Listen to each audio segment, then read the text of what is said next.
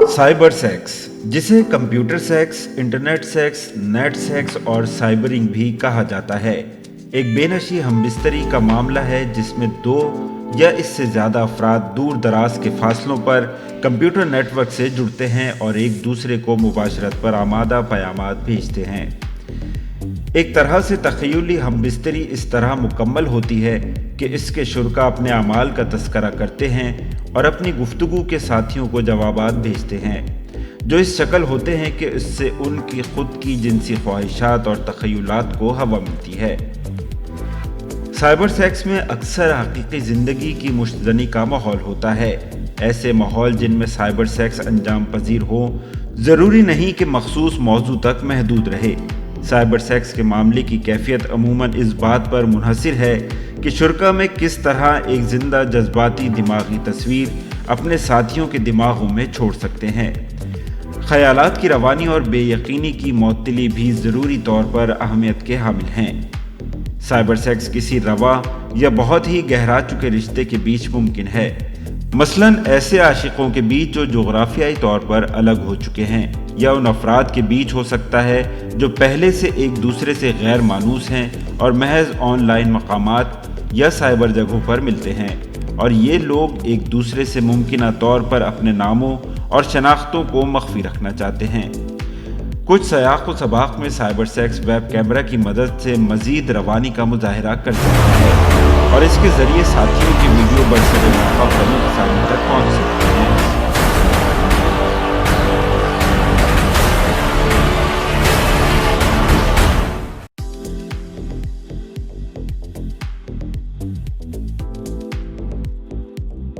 2018 में पाकिस्तान में होने वाली कम उम्र लड़की ज़ैनब अंसारी के कत्ल के बाद इस मुल्क की तवज्जो आलमी सतह पर इंटरनेट पर उरियां और गैर अखलाकी मवाद की फ़रोख्त के अरबों डॉलरों के कारोबार पर मबजूल हुई, जिसे साइबर सेक्स इंडस्ट्री का नाम दिया जाता है। इस सनत से वाबस्ता माफिया दुनिया भर में सरगर्म हैं। बच्चों पर जिनसी और जिस्मानी तशद्दुद का एक सबब ये वेबसाइट्स हैं जिनकी मांग होती है कि उन्हें ऐसी वीडियोज़ इरसाल की जाएं। ताहम बाज़ाब्ता वेबसाइट से ही इस कबाहत का फ़रोग़ नहीं होता। रास्त चैटिंग और वेब कैमरा भी दुनिया भर के लोगों की सोच और उनके जिनसी रुझानात पर असरअंदाज हो सकते हैं।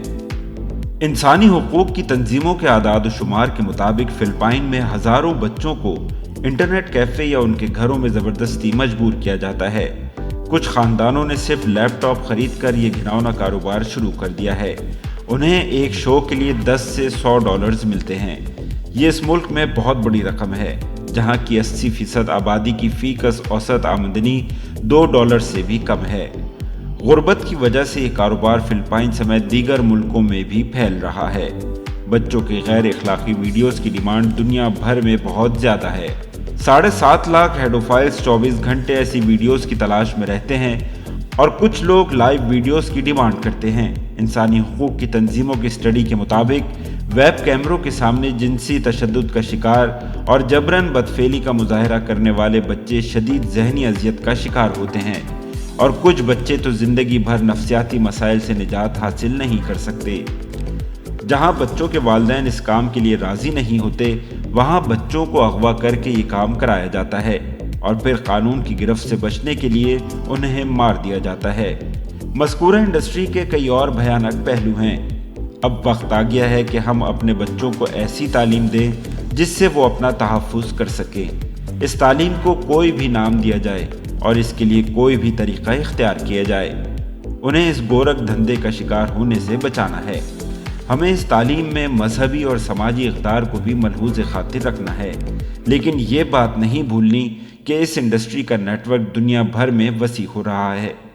अगर कोई नेटवर्क ना भी हो तो लोग नफ्सियाती और हिजानी अमराज का शिकार हो रहे हैं।